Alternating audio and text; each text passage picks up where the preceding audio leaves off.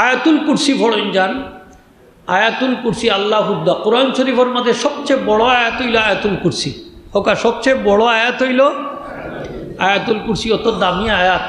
আপনি যদি 5 ওয়াক্ত নামাজের বাদে আমলটা করে লিতা পারেন, আমার নবীজি ফরমাইন মৌত ব্যতীত আমার উম্মতের জান্নাত প্রবেশ করতে আর কোনো জিনিসে বাধা দিত না। মানে মৌত হইলে আপনার জান্নাত ঢুকবার অন্তরায়। মৌত যদি হইতো না তাইলে আপনি ডাইরেক্টকে ঢুকি গেলেন। সুবহানাল্লাহ। মরবার জান্নাত যাইবা কি সহজ আমল আয়াতুল কুরসি। আমরা মুসলমান হিসেবে আমরা বাচ্চাইন তো এটা শিখাইতাম, ওয়াদা করুকা শিখাইতাম না নি আমরা। আগে মক্তব আসিল, হুজুর হলে পড়াইতা, ইমাম সাহেব মানুষ হলে পড়াইতা, ও তার দোয়া দুরুদ শিখাইতা। এখন মক্তব উঠাই দিছে, যার কারণে তার দোয়া কিতা এখন সালামটাও ঠিকমতো শুদ্ধ করে করতে পারে না। হাসান আইনি খোকা সালামটাও ঠিকমতো করতে পারে না, এটা উঠাই দিছে। অনেক আর হজাত ফোড়া বাড়াইছে, ওই যে কিতা কিন্ডার গার্ডেন একাডেমি অর্থাৎ ফটাই দিলা, সকালের ফোড়ার নাই।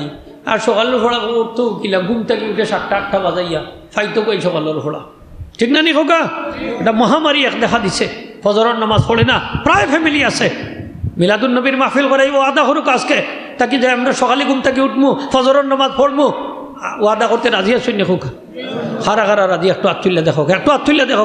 নারায়ে তাকবীর, নারায়ে রিসালাত। ফজরের নামাজ পড়বা তো ইনশাল্লাহ। ফজরের নামাজ পড়লে লাভ কিটা দেখবা নে, ফজরের বাদে অনেক দোয়া হল আছে। এই দোয়াগুলো যদি ফজরের নামাজ পড়েন না, দোয়া থাকি মহরুম হয়ে যাবে।